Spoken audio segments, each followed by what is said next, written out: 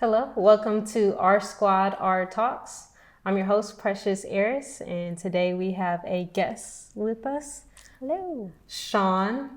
And today we'll just briefly be discussing healthy relationships and more so focusing on toxic relationships and toxic environments as a whole. So whether it's work relationships, the work environment, or within a personal or family relationships, really just going through how do you know you're in a toxic environment.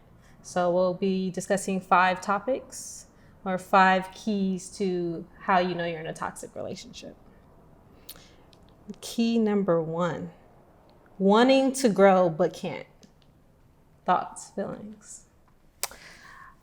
Yeah, I think that that's a big one, but I don't think it's as obvious for folks when you talk about wanting to grow and you can't, because sometimes people don't know the areas in which they're trying to grow. So like you think about in a work environment, maybe this is the first work environment you've been in, it's like your entry position, and you're not aware of the various opportunities that you could have in the position. And so you may not even be aware that you're being stunted in your growth and development because you just don't know. Same thing to me with romantic relationships. Maybe you haven't really thought about what you see for the future of your relationship, but you may not be aware that there are some subtle roadblocks that aren't going to get you to those spaces in your relationship. And so I think that that's a good topic. How would you define that? Yeah, I think when I first read it, wanting to grow but can't, I think about when I quit my job. And why did I quit? And one of the leading motivations for quitting is not feeling that I could grow, not feeling like I was fully being allowed to use all my strengths, to use all my talents 100%. I think oftentimes in workplaces, we have titles that confine us. Mm-hmm. And so you're only allowed to do this. If you want to do this, you need prior approval, you need a supervisor approval. That's a supervisor's role. You can't do that. So constantly having my hand slapped. It's attitude. I don't think it made it necessarily completely toxic, but it showed as one of those areas where I felt like I was being stifled. Mm-hmm. So to me, when you're really in a healthy environment, when you're really working in your element, you're allowed to expand. You're actually encouraged to expand. So when I think about a healthy workplace, I think you have workers and your supervisors that are constantly feeding into you.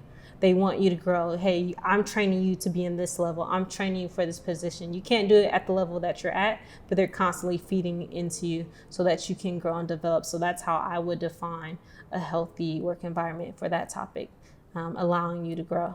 Got it. And I think also respecting the growth opportunities that you see for yourself, right, in that environment. So prime example, I think in the work environments that I've been in where I saw that there was somewhat of that toxic trait was actually saying, hey, I'm willing to do this in addition to my responsibilities because I just want to get a little bit more training in this area to kind of prepare myself for potential next steps, and being told like, no, because that's not in your job description, or, you know, we have that pegged for somebody else. And so that could obviously in some instances be taken either way, right? But I think when it becomes more prevalent that you're constantly being told no, even as you are volunteering your time for something, that's a space where you may see like, okay, maybe this is an environment that's actually not going to allow me to grow to the next stage, or that I'm not going to be able to go beyond where I've started in this department or in this space, this organization.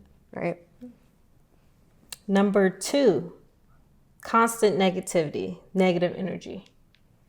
Yeah. So I think that energy is huge now. Energy, vibes. And so if you're constantly going to a place where it just feels heavy, every time you walk into either people are talking negative, constantly a downer conversation. If you think about an individual, every time you pick up the phone, they are just constantly talking about what's bad in their life. You know what I mean? I think for romantic relationships as well, they're constantly complaining about the relationship. They're never really expanding upon what makes them happy or seeing joy in them. It's just constantly like this dark cloud around them. I think that adds to a toxic environment, not being able to be joyous and just to have that lightheartedness, if you will. Got it. But do you think that's coming from just the relationship? Is it like outside influences? Because you think about when you're talking about a romantic relationship, it's 2 people who are together, but they're also still individuals that have other things. Maybe they have crazy work environments and things like that. So are we defining that toxicity from the individual negativity to each other, or are we also taking into consideration the context in which like someone may not even realize that they're being negative to you in the relationship because of outside things that they're having to navigate. Right. And I think that's a perspective issue on the individual. I think that constant negativity, like we all have bad days, but is this person just not optimistic or doesn't ever have anything positive to say, or even allowing the airspace for the other person? I know we talked about this before as far as being able to say, you know what, how was your day? And going back and forth. I know in our personal relationship, being able to say, all right, I'm going to hold off kind of how I feel because you may need the airspace, or, okay, it sucks to say it that way because it's like, who's having the worst day? But I think sometimes you take an L for your person, or to be able to say like, I'm always complaining, but I never allow for the person to have a bad day or to have a moment to express it, to get out. So I think that having a negative aura and being a negative person doesn't mean that you don't have negative incidents that happen to you. Yeah. Right. And I think that, I think that's true for relationships. And I think even when you talked about like work environments, that negativity. So if you're already working in an environment that has like a toxic work culture, so like everybody's still working here, but everybody seems to hate working here. And so every time somebody new comes into the department, we continue to talk to them about how terrible the environment is. That's going to be that piece, right? Eventually, no matter how much you're trying to bring positivity into that environment, if you're constantly being met with people who are in opposition of that or questioning the validity of that positivity because all they know is negative energy, that's definitely going to take its toll and create that space. I think the same thing for a relationship. I agree with you that you can have your own personal things that you're going through that are taking away your ability to see the world in a positive perspective. But if it's constantly every day, it's always the world is against you, I'm feeling this way, I'm carrying the world on my back type of situation, that creates a really weird space for the person that you're with. It's not only uncomfortable, but it's gonna also go to the first point that you made of stifling your growth, right? Because oftentimes when we're in relationships with people, they become our primary source of where we are sharing and bouncing ideas and feelings about stuff. And when you're unable to do that because the environment is so negative, that also is going to stifle your ability to grow, because now I'm not even able to share, like, these are just my hopes, aspirations, and dreams, because everything that you have to say in return is negative, right? And I think that's going to be the sign, right? The sign of a toxic relationship is every time you come into the space, even if you have a positive outcome, you're happy that day. The moment you enter the space, you're now impacted by that, because that's the effects of a toxic environment. It directly impacts you. So if now you're leaving feeling down when you originally came in hopeful, happy, and excited, and you present something, an idea, whether it's to a supervisor or to a romantic partner, or, you know, it could be a family member that's toxic. Or a friend. Right. And now you leave feeling super discouraged and you completely throw away your idea. Yeah. So I think that that's definitely going to be a telltale sign. I think you also find yourself being in a space in which you don't want to go into that space. And maybe you don't always immediately know that that's what's going on. But, you know, I think about, for me, when I've had weird work environments where you find yourself more sluggish in the morning, like, I don't even want to go to that environment. And you're thinking, maybe I'm just tired. Maybe, you know, I've had a lot on my plate. When in fact, it may be the energy that you're constantly having to navigate and then at times suppress just to be able to go back into that, especially if it's a work environment. So it's taking a toll on you physically in a lot of instances, where I don't even want to physically be in that space. You may find yourself now anxious when you're in that space because of what's coming up in that environment every time you have to engage in that space. I think the same thing happens for relationships. I think eventually you get to a space where you're like, how are they going to react today, kind of thing, based off of the negative interactions that we're already having just from that energy, and the way in which we navigate our interactions with each other. So you're like walking on eggshells sometimes. And I think that that is a very clear telltale sign if you find that when you're going into these environments, whether it be with your person or with your work environment, that you're constantly finding yourself now feeling anxious, or you're constantly feeling like you're drained before the day has even started. That may be that sign that this is not a healthy environment. So nice. Number 3, no support. How are we defining support? How would you, just off of hearing it, support, how would you define support? As support of your ideas. That's how I imagine it. Support of my ideas, support of my emotional support capacities? Are you someone that I can lean on to go to? Again, we've talked about encouraging and helping growth in the workplace, but also supporting that growth. Yeah. So I think that it's easy to say in the workplace, yeah, you could be a supervisor, or you have the opportunity to be a supervisor. But to me, support looks like, are you saying this class will help you? Or these are some of the sessions that I want to put you through, or these are some of the things I'm going to lead you and guide you in order to be in that position. So I think that's another conversation, not just having the opportunity to succeed, but also having the support and the guidelines to help follow through with that. I could see that. Yeah, I think that how I've seen it sometimes in work environments is honestly capital. It's one thing to tell me that you support my growth and development and that you can see me going to the next level in this position. But when it comes time for me to think about professional development opportunities, and it may not even be direct capital, but maybe allowing me to take time off to be able to go to a professional development training, but it's a no. Or there is professional development money in the budget for me to take my skills to the next level, and it's a no. Or there are different excuses that come up as to why it is we can't go in that direction. Or it could be free, and there's still no support in me being able to do that. And I think that that's one of the spaces that you can have with that. I think in relationships, the same thing happens. I think of support, yes, as far as supporting the ideas, but I also think about, you know, if you're constantly telling me like, oh, baby, I definitely want to see you do this.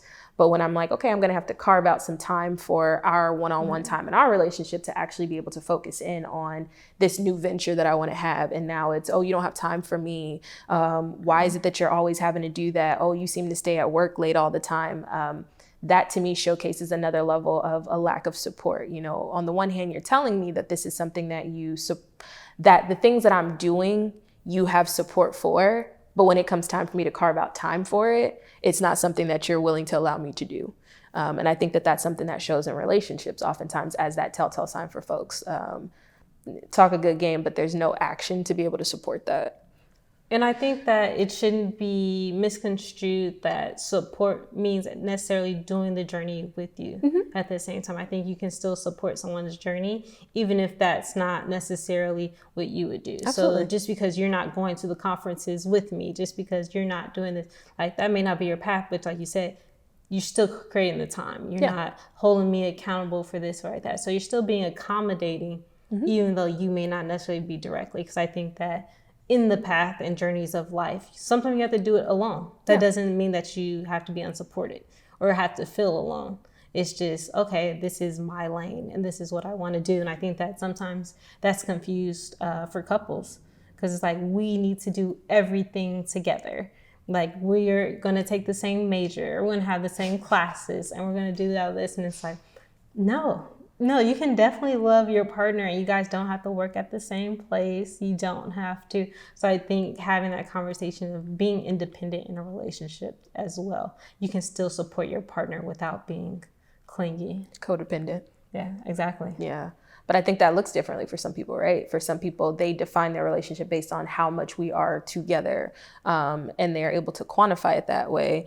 And that in and of itself also creates that toxic space of lack of support, because you're defining it based on how much I'm spending time with you, not based on the quality of what we have in our relationship. And so then that may also develop those insecurities in folks where I kind of have to hold you to myself, because the idea of you growing makes me feel like I'm going to end up being forgotten or left behind. And so therefore, that's another way in which I can stifle your growth and not support you. So yeah, I think that someone can be right there with you and still not fully support you.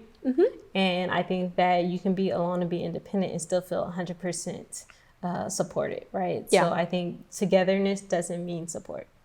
True. I think that's fair enough. Yeah. Number 4, poor communication. You are never heard.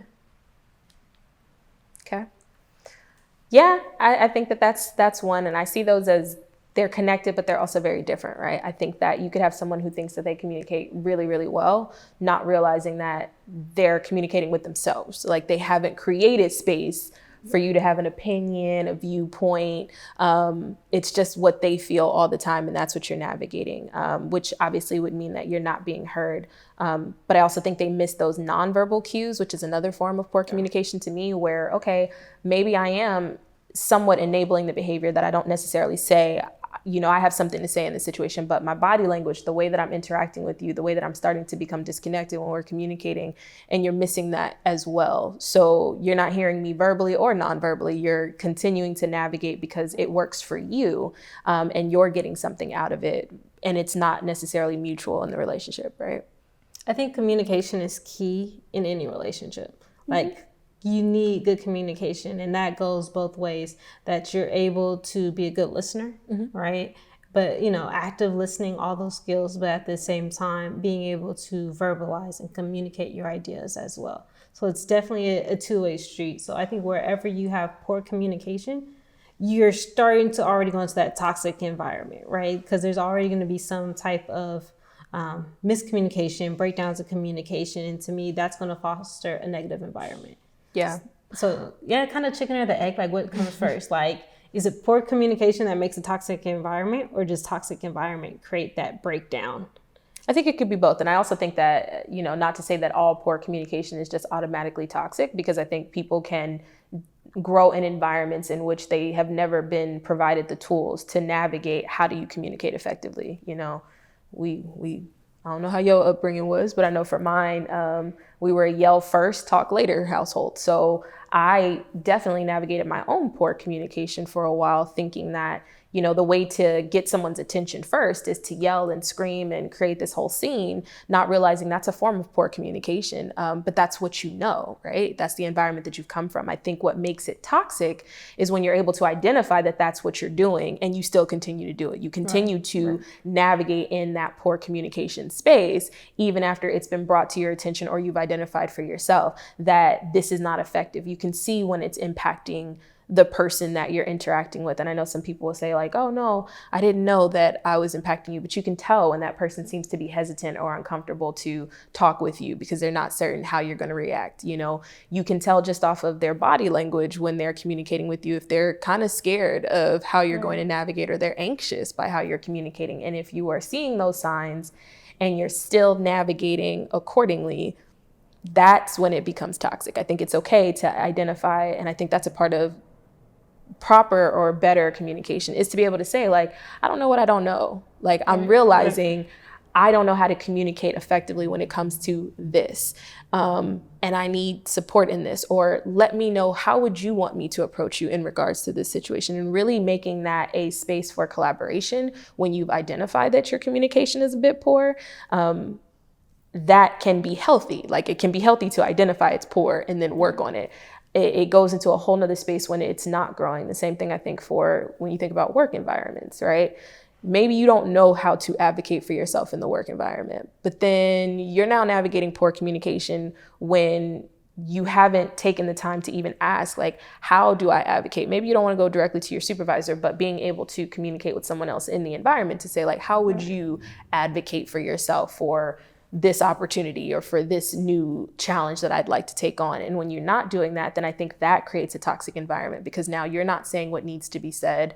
And then the folks that you need to communicate with obviously don't know what needs to be communicated, or maybe they're okay with the fact that you're not advocating for yourself within the work environment. And so now we've got a cyclical thing where I already don't know how to communicate for myself.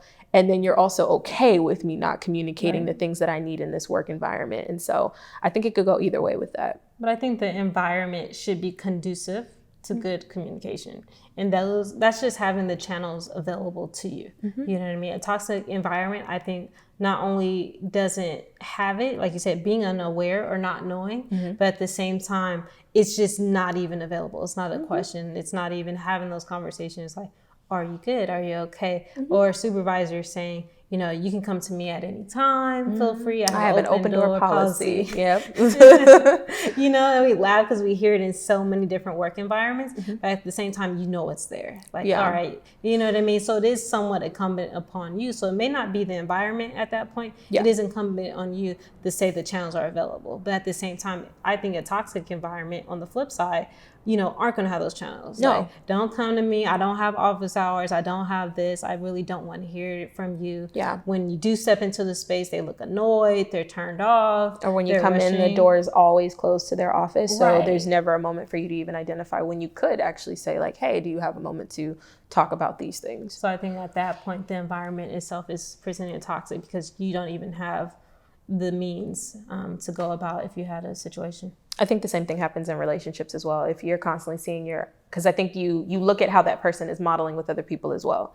So if call it like it is, if you see your person constantly getting into it with their family or they're constantly getting into it with their friends, you're constantly hearing them cussing and yelling and screaming when they're talking to people, that in of itself may start to condition you to already be a little uncomfortable with how they're going to react to you when you're communicating. And that may be something else that creates that toxic environment where maybe you haven't directly had poor communication with each other, but you're unconsciously being conditioned not to communicate what you need, because when you're seeing them navigate with other people, you're seeing it not be positive. You're seeing it be very, hostile or aggressive. And you kind of just stay back from that. And I think it creates a space in which you're unable to navigate what I like to call the emotional airspace, right? Like there's something that you're going through, there's something that you're experiencing, but it's not a safe environment hasn't been created for you to feel as though you can share that and for you to actually get your point across to be heard. So. Yeah. I agree. All right. Number 5, cinco, unhappiness with no payoff. Okay. So initially when I thought of this, unhappiness, right, with no payoff, I think it's a 2-part because you can always, you're never going to be happy 100% of the time. Right? You're not always going to be ecstatic. I don't care how in love you are. There's going to be good days. There's going to be bad days. Even if you're in a job, if you're in an environment that's a good environment, sometimes you have external factors or internal factors that may make it that I'm just not happy today. You know what I mean? Life is going to occur. So when I think of unhappiness with no payoff, right? Why are you unhappy? So you kind of think of duration at the same time and then the goal and purpose. An example of that is the gym. I am not a fan. I don't wake up early in the morning with the joy and just excitement to go to the gym, right? And even when I get there, the process itself, I'm probably even more unhappier. Now that I left my, warm, comfy bed, I'm on the treadmill, so I feel like I can't breathe. I am not happy. I would not use the word happy to describe that process. Yeah. However, I understand it's means to end. I understand this is what I need to put my body through to be healthy. You know what I mean? So it's that purpose and happiness with, no return. My payoff is the health that I want. My payoff is the body that I want. So again, balancing that. So I think that when I think of toxic relationship, you have the moments of unhappiness and depending on how, again, that duration, but at the same time, to what end? What are you gaining from it? In a relationship, talking about your problems, talking about issues you have in a relationship aren't always the happiest. You know what I mean? Having concerns, having to have those hard talks about things. You're not happy, but you do it in order to have more effective communication in the end. That's your payoff. We address issues now. You're uncomfortable now. However, the payoff in the end is going to, now more effective communication. We're able to not have that issue that we've had in the past in the present, right? Yeah. I agree with that. I think that for a lot of people, though, the issue is that they haven't figured out or defined what happiness means for themselves. I also think that why that one in particular can be a little difficult for people to identify as a sign of a toxic relationship or a toxic environment is because a lot of us navigate in extremes. We think about the honeymoon phase can be in any environment. You can have a honeymoon phase when you make a new friend versus you start a new job versus, you're in a new relationship. And I think that when you navigate the extreme of those feelings that are associated with that honeymoon phase, then anything after that, you're then contemplating whether or not is this really me being unhappy, or have we gotten to, you know, the normal level of our relationship? I think where you can identify that it's toxic is when you're identifying, okay, so we're not happy in this space, which could be a normal thing. However, like you said, for the duration of this time, we're talking weeks, we're talking months, and it may even compound with some of the other signs where, because we have poor communication, we're just not even addressing the tension, the weird negative space and energy that's here in this space. And so it's just the same thing every day, every day, every day. And at that point, you're reaching a point where there is no payoff. I'm not thrilled to necessarily be in this space. I'm not able to communicate my discomfort in the space. And then I just continue to navigate unhappiness. I think in the work environment, the same thing can happen. But that one is, you know, that one sometimes can be a little bit more tangible, right? Like, I may be unhappy, but my end goal is to make 6 figures. So I'm happy because I still make that check, even though it may not have all the elements that I want in the environment, right? Yeah. Or, you know what? It doesn't necessarily pay the way I would like it to. So that part makes me not so happy. However, it allows me to work with the, you know, community that I want to work with. It allows me to serve in the way that I want to serve. But if you're finding that you're going into an environment where whatever you've defined will make you happy in that environment. So if it's for you, the money, if it's the actual people that you work with, if it's the populations that you're serving, if it's the work that you're doing, and none of those boxes are being checked, on top of the fact that you may be now navigating all those other signs that this environment is not great, then yeah, you have no payoff here. And it's just a duration. It's a continuation of just worse and worse that you're still staying in.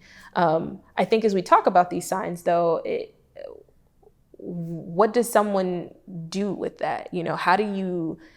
We're identifying that these are the signs, right? But how does somebody know, like, this is something to walk away from? Right. I think that they do compound on each other. Like, I think there's definitely that overlap, because especially when going to unhappiness, right? That's my biggest thing, because I hear it so often. I want to leave XYZ because I'm not happy, right? And I think that's the number one reason that sometimes in millennial generations, I can only speak from the population that I'm in and the people that we frequent with, when you think about breakups and, you know, leaving their job, I'm unhappy, right? But I think that it's all has to be each layer of it. All the concepts that we talked about compounded on top of each other. Mm-hmm. So, you know, I think of, are you supported? You know what I mean? Do you have all the other elements? So your environment's not toxic. It could be something internal, right? Mm-hmm. For your unhappiness. So I don't think that you should blame or go around because, you know, from making 6 figures, quitting my job, being on my own, how would you define happiness? Some people are like, well, I'll be happy with a 6-figure check, but I wasn't happy. So then I had to leave because of other elements in that environment and in my new environment, making substantially less, doing my own thing. However, I have fulfillment and I'm happy. So again, that internal. So I think that when going back to your question, when you think of what do you do with all this? You know, I think it's for reevaluation. You realize that someone's listening to this or going through it, you're checking off the boxes that, yeah, you know what I mean? I am experiencing this. I am experiencing this. So it can either provide another lens to say, you know what? I may be in a toxic environment. What do I want to do? How do I go about fixing these? How do I go about navigating things? Or at the same time realizing, yeah, I'm unhappy, but I'm still getting the payoff. And all these other elements are here. So maybe my environment isn't toxic. Maybe it's not the environment. Again, putting it back on self. Maybe there's something in me where I'm not having fulfillment and happiness. Are the channels poor? You know, is there poor communication, or have I not been using the channels to properly communicate? So again, re-evaluating and deciding what you want to engage in, and are those available to you? And I also think being okay with what comes out of that reevaluation, because maybe the reevaluation actually brings up that you might be the source of the toxicity in these different environments that you're in, right? And that could be a hard pill for anybody to swallow, that it's not external, it's internal, it's me, it's how I am navigating the world around me, the environment that I'm in. You know, maybe it's toxic traits that I have acquired over time based off of my lived experience and environments that's now playing a role in my actual interactions, everyday engagements, relationships.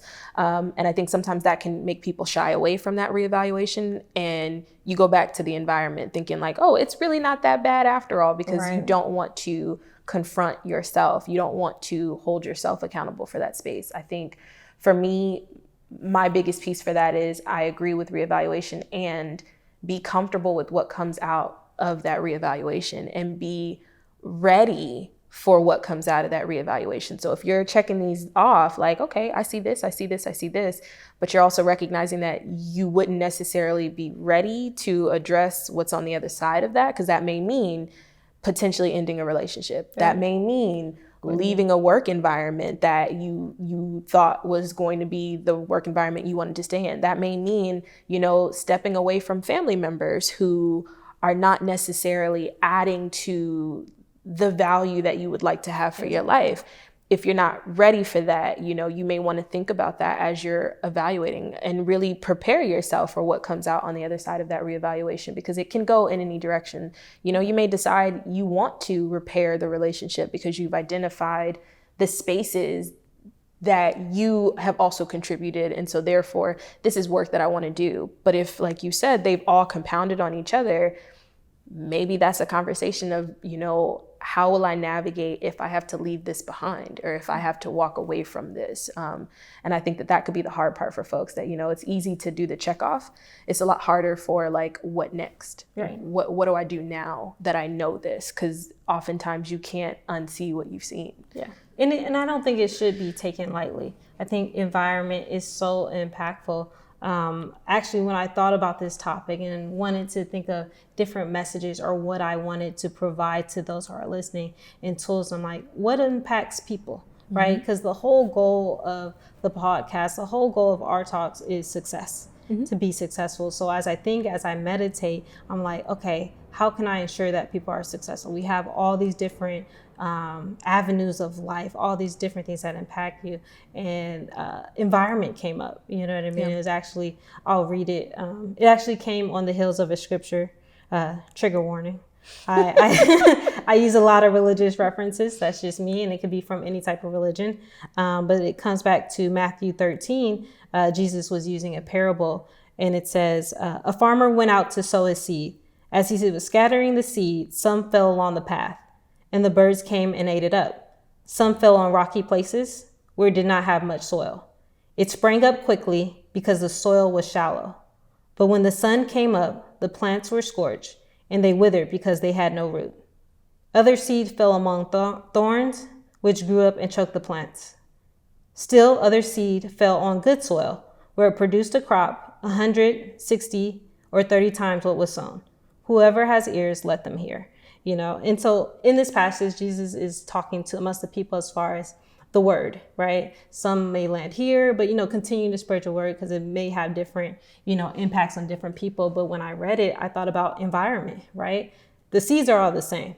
You know what I mean? Their capacity for growth, their potential, there's no differentiation. All the plants have the same ability, but however, just because of where they were spread, it can indicate what became of them, right? Just being in the wrong environment could, allow them not to grow at all or cease their growth, you know what I mean? But those that landed on good soil were able to sprout and mature and be everything that it was intended to be. So, and that's what I think about people. Like, I see so many people with good potential or strong, you know what I mean, work ethic or strong personalities that could go far and to be successful. However, because of their environment, because of being in that toxic relationship, that toxic work environment, there will always be stifled, you know what I mean? So it's definitely a topic that I wanted to address. So to get people thinking about what's around them, because you may have every tool that you need to be great and to be successful, but simply because of your environment, you'll never mature.